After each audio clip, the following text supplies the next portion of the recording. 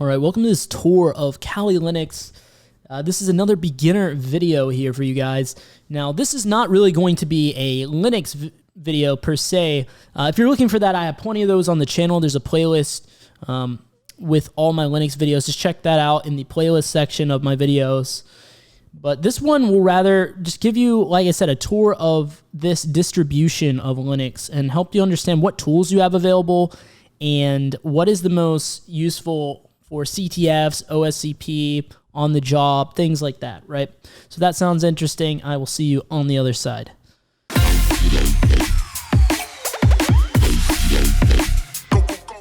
Hey guys, what's up? This is Ryan from elevatecyber. Now, one thing that I would encourage you guys to do, even if you watch this video, I encourage you afterwards to go and explore this for yourself, right? Download the offensive security pre-built image, I would say, preferably, because that way you don't have to install this manually, right? Like you would any other operating system. You can actually download a pre-built out image from Offensive Security on their website. Now, once you have it all set up here, the first thing that we can do is click this little dragon icon. I know it's pretty small, but up here in the top left. And now you can see all the different applications that are pre-installed on this distribution. And they have it sorted by basically what it does, which is really nice, really handy. Most of the stuff you probably won't even be using. This is going to cover a lot of different areas of security, even like forensics and things like that. And to be honest, I probably only use about a third of these things on here. So I'll highlight those things. But another thing I will like to touch on before we really dive in here is that you don't necessarily have to use Kali Linux, right? You could use Parrot OS, you could use just vanilla Ubuntu. I mean, heck, you could even use a Windows operating system if you wanted to. But if you are new to this stuff, I do recommend starting off with Kali Linux because it's a tried and true one, and it'll come pre-built with everything you need. You know, you won't need to do too much downloading of third-party tools. Of course, you always can if you want to download third-party tool. It's an easy thing to do on any Linux operating system. But yeah, without further ado, let's just get into this. So we will just look at all these different categorizations here, right? DNS Recon, a lot of these tools that you're going to see here, like DNS Recon, DNS Enum, you can run them on the command line, right? But you can also see here, this is another way to get to it, right? So if I click DNS Recon here, it's basically just going to execute it in a shell with the help button here. So a lot of these are going to be on the command line. So if I wanted to run it, I would just, run DNS Recon and just specify the proper parameters here as it lists, and basically follow this help guide here and add any flags in that you want, right? You can use this for zone transfers and things like that. Now, I'm not going to break down every single tool available. I just want to give you guys a little bit of insight to what these things actually are, because some of these will be on the command line, right? Some of these things I haven't even heard of, like Fierce. I don't think I've ever used that. And any of these tools too. There's like even IDS and IPS stuff. There's all kinds of different stuff. I'm not going to click through all these. What I would rather do is highlight to you the ones that I use the most. Now, DNS Recon is a tool that I have used quite a bit. I normally prefer Dig when I'm doing zone transfers, but this is something you can potentially use as well as this, like anytime you want to enumerate DNS, obviously, right? So pretty straightforward there. And this is kind of jumping around on me, so apologies for that.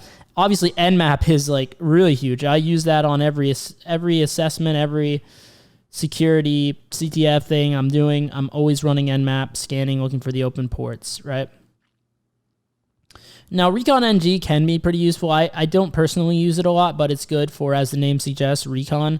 Basically view it as like the Metasploit of only Recon. Like all the stuff on there is focused on Recon, but it's basically a framework where there's all kinds of enumeration, scanning tools available to you. Legion can also be pretty useful. I don't use this one too much, but I have made a video way back in the day on this one. But if you run an Nmap scan with the XML, save it to an XML file, like maybe you do the -OA or -OX, save it as XML, right? You can import these XML files into Legion and get a nice graphical view of the scan data. So it like, especially if you have a ton of scan data, it's a really nice graphical view that it'll give you to sort through your Nmap results. So something you can definitely do if you so choose. And Nikto is another one definitely worth mentioning, because what it'll allow you to do is basically it's a vuln scanner that will run on the command line and look for vulnerabilities. And just so everyone knows, even though vuln scanners for the most part aren't allowed on OSCP, they do let you use Nikto. So you can use this on OSCP. And then this Unix privest check.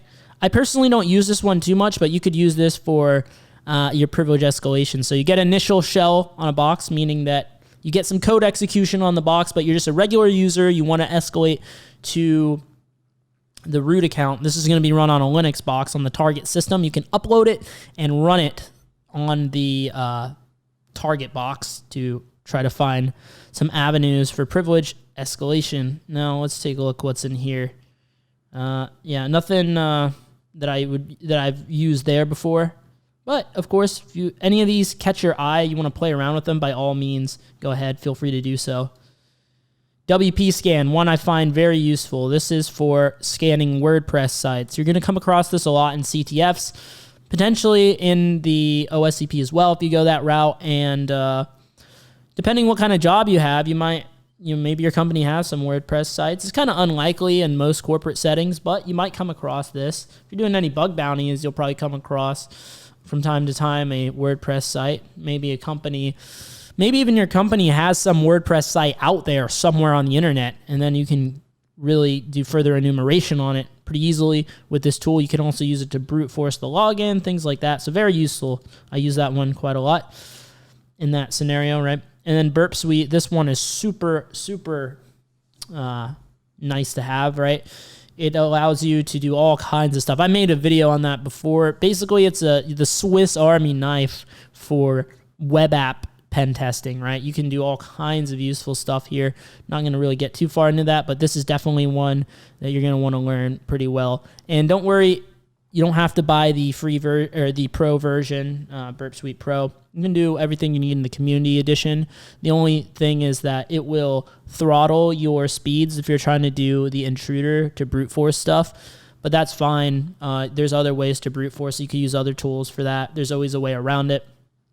But for the most part, you have a lot of the functionality that Pro provides, minus a few nice bells and whistles that, don't get me wrong, they're really nice to have, but you can really easily get by with the community edition. And if you are going for OSCP, you have to use the community edition because Pro is not allowed. So it's something to keep in mind. Definitely start off with community edition. If you find yourself doing a lot of bug bounties and stuff like that, maybe consider getting Pro. Durbuster, I don't personally use this one, but it is very good. Same with Durb. It is very good for subdirectory enumeration. So for example, you find a website at, I don't know, let's just say Cali.htb, right?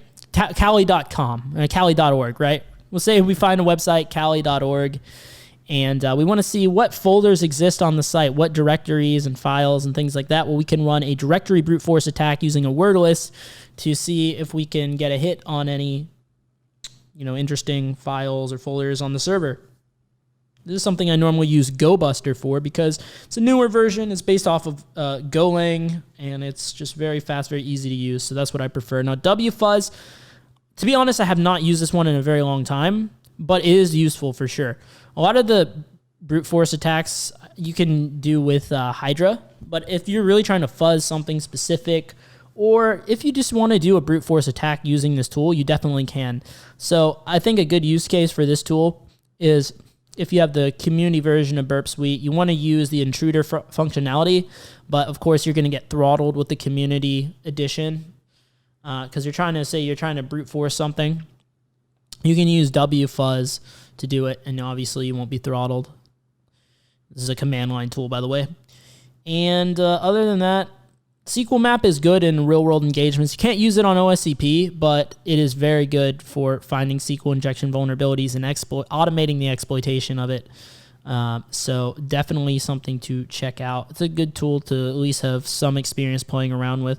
OWASP is basically like the OWASP version, open source, free version of Burp Suite. Basically, it can do everything that Burp Suite Pro can. So this tool is a bit underrated in the community. Everyone's so into Burp Suite, but honestly, this tool, very, very good. For the free, there's only one version, and that version is free, and you can do everything Burp Suite Pro can for the most part. And I would be careful about using this on OSCP because some of the functionalities that it provides probably, I would think, would violate some of the rules of OSCP. So if you're doing OSCP, I would stick to community burp, but if you're doing just CTFs or you're even on the job and your company doesn't have a Burp Suite Pro license, I would definitely say check out this tool, Oasis app. And that's more of the same. Now this is very handy on OSCP especially, and even in general. This can generate custom word lists based off of the website, right? Based off the words that are on the page. So you can generate these custom word lists that can be really handy for brute force attacks. And then Hashcat, very good for cracking hashes and things like that.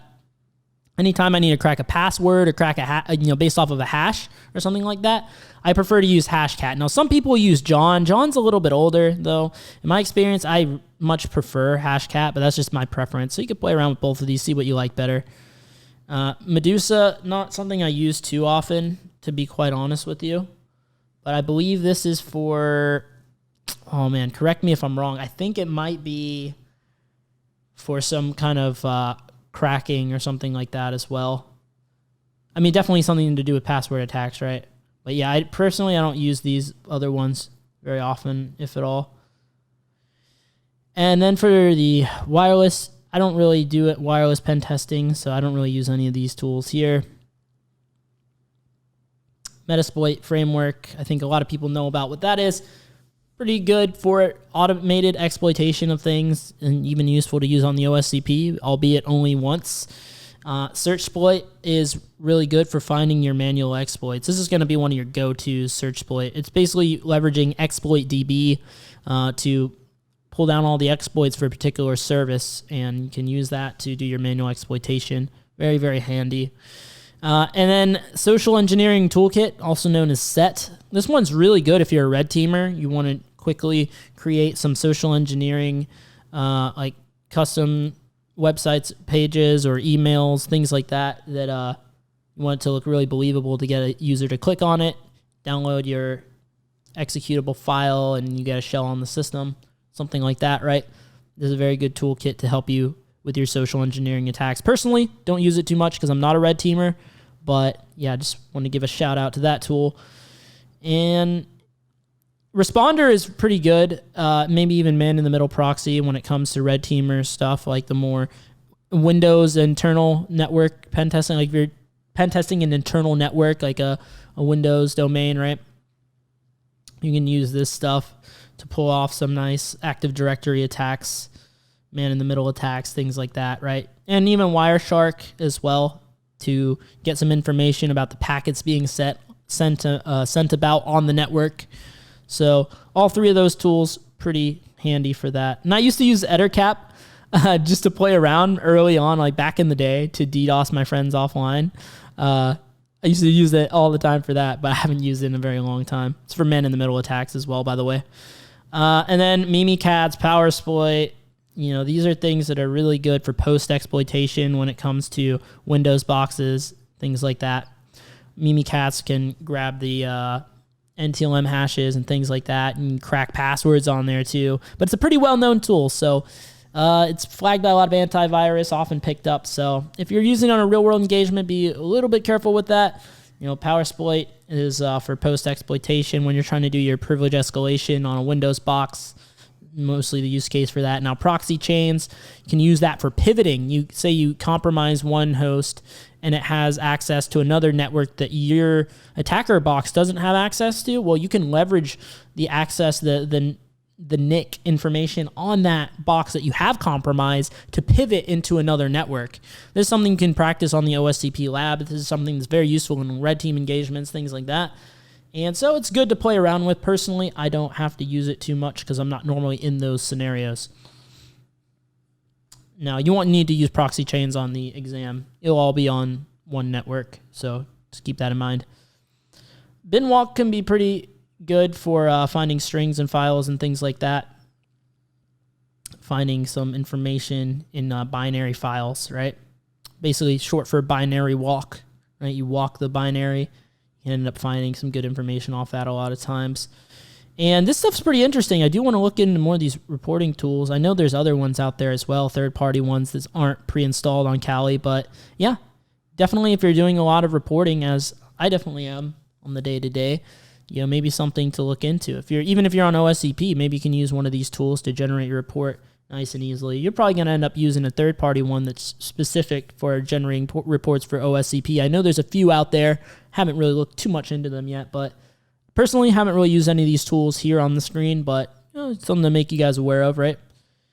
And that is pretty much it from running through this menu here. That's pretty much all I'll say. I mean, obviously you're going to spend a lot of time in the terminal here, running a lot of these things from the command line and things like that. But hopefully that gave you a good overview of Kali Linux specifically. Like I said, if you're looking for more information on Linux in general, check out my Linux playlist.